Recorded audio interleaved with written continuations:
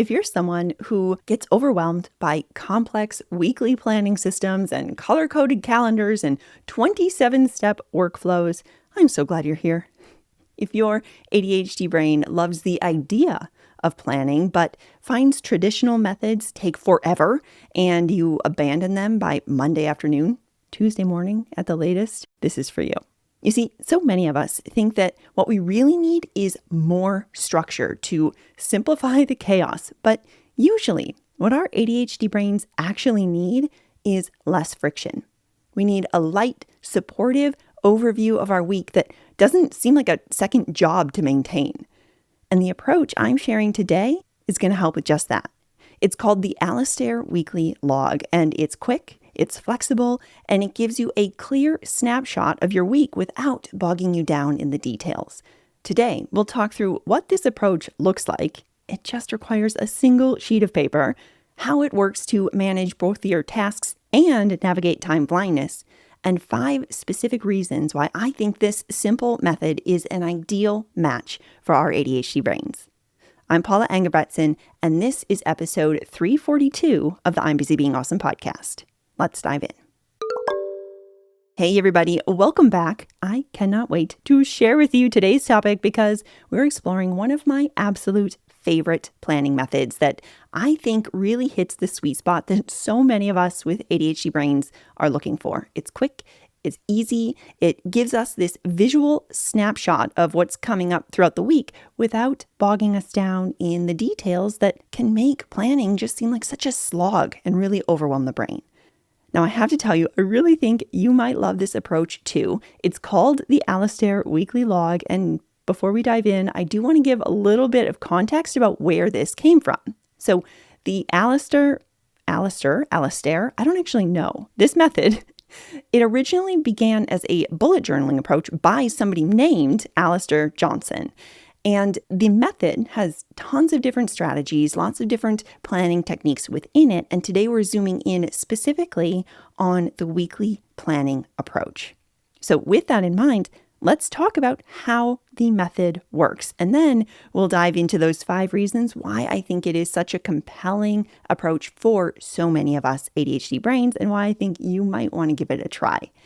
Before we start, I want to mention that I do have a free template for using this planning approach. It is designed specifically for our ADHD brains with a few extra features as well. And if you want to grab that template, you can click through the link in the show notes. I will also put the QR code here, or you can head to I'mBusyBeingAwesome.com/weekly for that weekly template. Again, I'mBusyBeingAwesome.com/weekly. Okay, here's how it works. First, imagine you have a regular piece of paper or a notebook. I have recently fallen in love with grid and graph paper notebooks.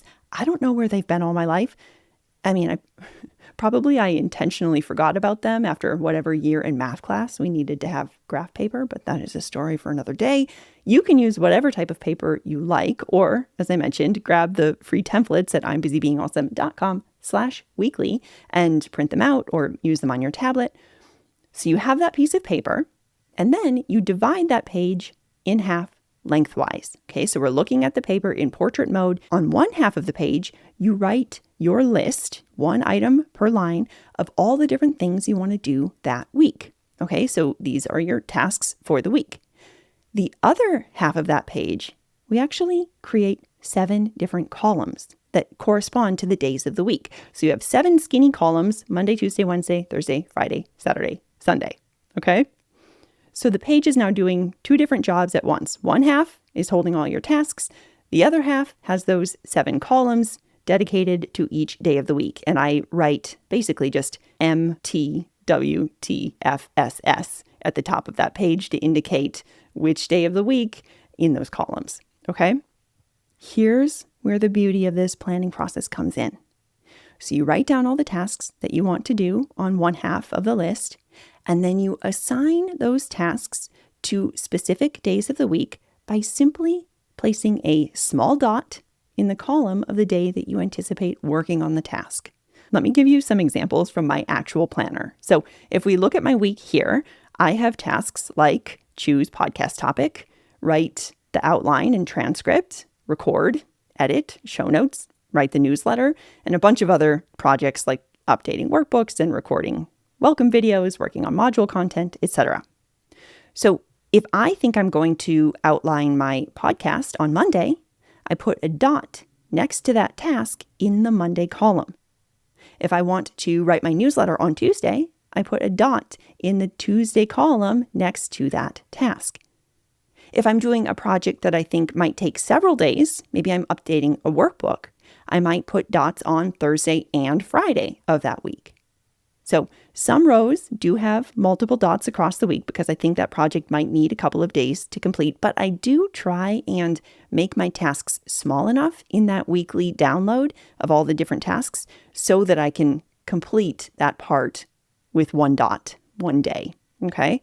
But that is the planning approach. We now have a general idea of what this weekly planning log is and how it unfolds. Now, let's talk about the 5 reasons why I love it so much and why I think your ADHD brain might love it too.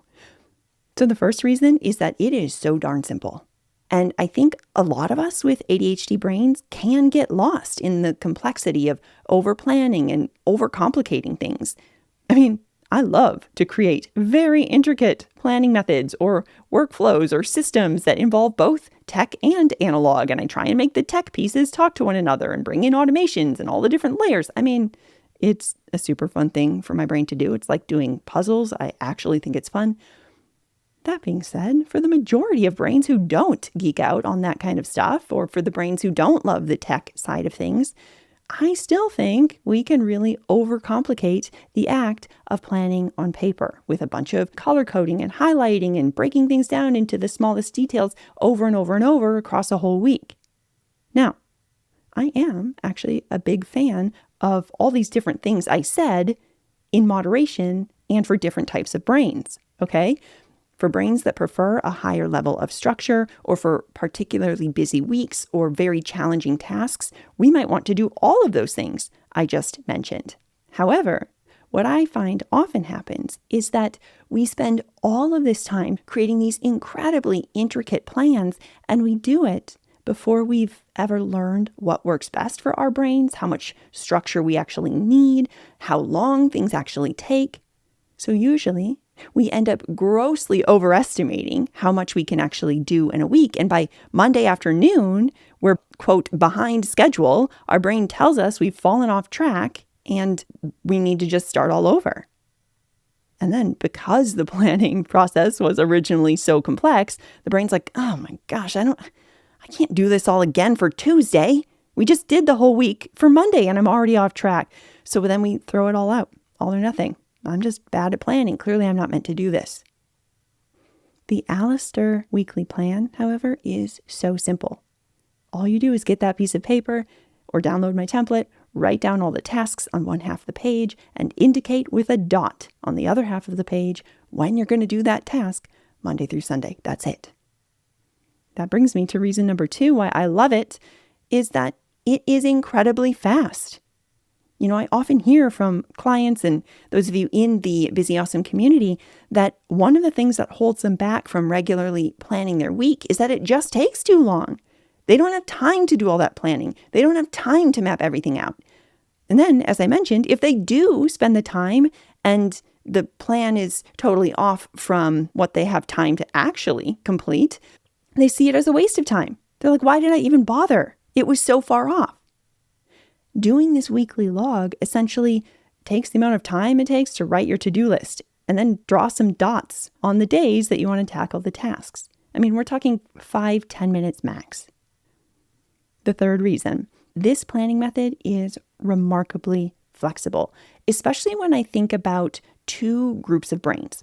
So the first group is for the brains who like a much looser or lower level of structure. Okay, so if you have a brain that doesn't like that high structure of every 30 minutes or every hour time blocking, if you have a brain that tends to rebel against those tight time blocks or doesn't want to be told specifically when you're going to do your tasks throughout the day, this approach works so well.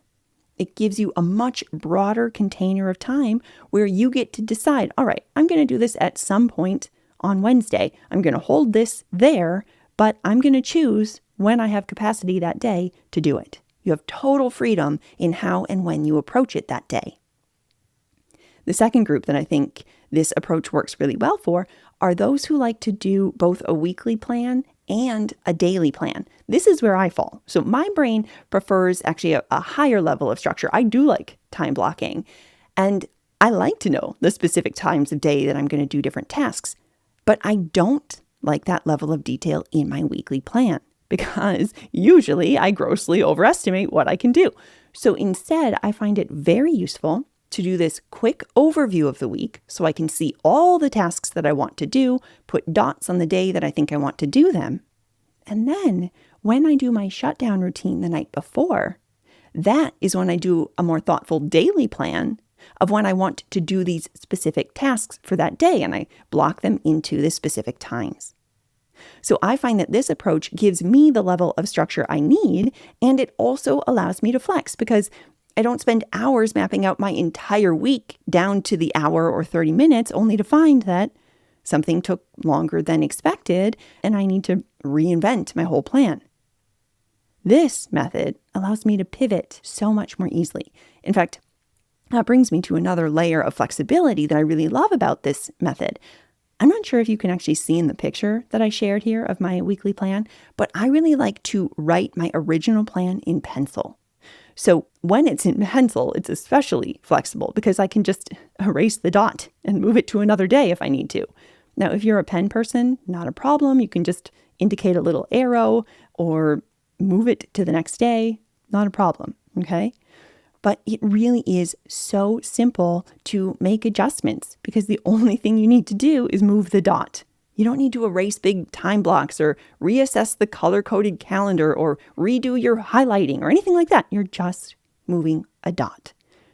And I'll mention, this is just one of my little tips here that I like to do. So I like to write my anticipated day that I'm going to complete the task with that dot in pencil. So I'm going to record this podcast and edit it on Monday, right? So I put that dot there.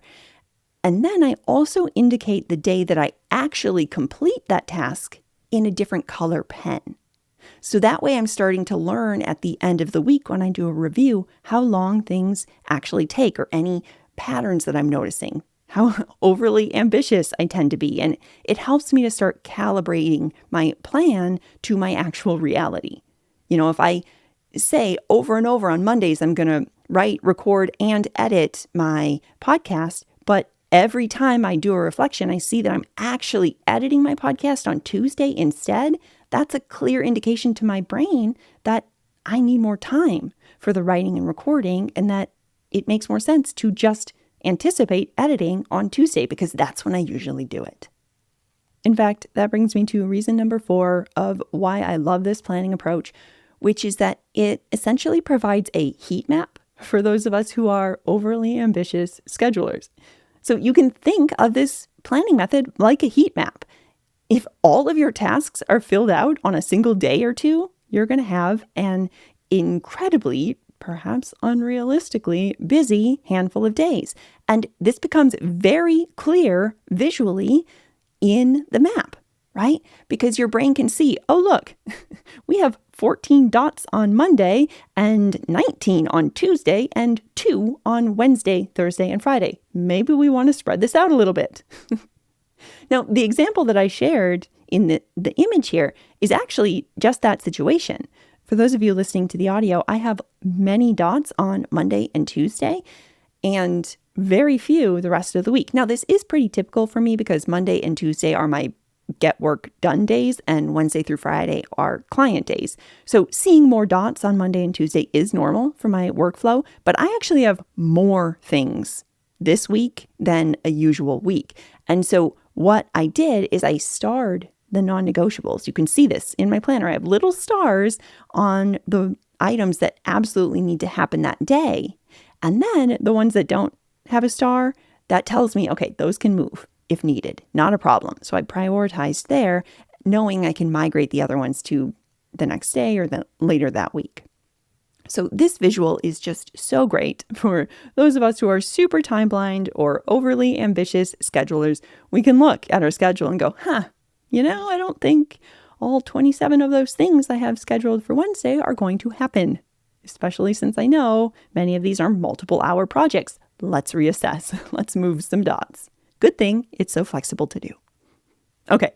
And then the final reason, number 5, that I personally love this weekly planning method is that it's so easy to do a weekly review at the end of the week. So you can scan the list, you can see what's left, which dots remain unchecked or crossed out, however you indicate that they're unfinished. You can see in my planner, I have a little space where I do a checkbox when something's complete. And then I also like to use that different color-coded pen to indicate which day I did actually complete the task. So when you're doing your review, you can easily see what went well, what did I complete, what's left to move to the next week, what can I leave undone, what do I no longer need to do, or what could I maybe delegate. So it becomes this clear indication of where your time went, what you accomplished, when you accomplished it. And as you'll see in the template I created, I also have some reflection questions there that you can use to help you do that check-in at the end of the week if you want to. And I'll also mention I built in a couple of additional features to that template that make it even more ADHD friendly. You'll see at the top, there's a section for your weekly non-negotiable, that one thing that you absolutely want to make happen that week, because sometimes when you have that long list of tasks, it does help to identify your one anchor task that everything else can kind of revolve around. You'll also see I have a getting started sequence, which is where you can write out those first 3 to 5 tiny steps to get started on your most important, challenging task, because sometimes, we want to update the workbook, but then when we see that written down, the brain freezes, doesn't even know where to begin. But when we can break that down into the micro steps, like step 1, sit at the computer. Step 2, open the file. Step 3, read through the first section of the current version. Those smaller steps make it much easier to actually start. So that's what I have for you this week. If the approach resonated with you, I do encourage you to give it a try. Pop over to the link in the show notes, grab the free template, or go to I'mBusyBeingAwesome.com/weekly. You can print it out, use it on your tablet, or just get a piece of paper and divide it in half, okay? There are so many benefits to using this method. I love its simplicity, its speed, its flexibility for both the rebel brain and the high-structured daily planner. I love how it serves as a heat map to help us schedule more realistically, and also how easy it makes the weekly review process. So if you do give it a try, I would love to hear your experience. If you're watching on YouTube, maybe drop a note in the comments. Let me know how it goes. If you're listening on Spotify or Apple Podcasts, maybe you could leave a comment there or a kind review. And if you know anybody else who might benefit from this planning method, would you be a rock star and share this episode with them? You could maybe send it in a text message or snap a screenshot, share it on your Instagram stories. Of course, it's no secret that I think this method is brilliant for our ADHD brains, but I also think many different brains could benefit from the approach. So share the love if someone comes to mind. And as always, thank you for helping me get these strategies to even more busy, awesome brains who need them. All right, my friends, that's going to do it for us this week. And if you are ready to take these concepts and apply them to your life, if you're ready to learn how to support your ADHD in a way that works best for you, I invite you to check out today's show notes where you can learn more about how we can work together, both in my small group coaching program, We're Busy Being Awesome, and in one-on-one coaching. Also, if you're ready to discover the unique way that overwhelm presents for your brain, the obstacles that pattern creates, and powerful steps to shift from overwhelm into action today, be sure to take my free quiz and discover your overwhelm type. You can tap the link in the show notes or go to I'mBusyBeingAwesome.com/quiz. Until next time, keep being awesome. I'll talk with you soon.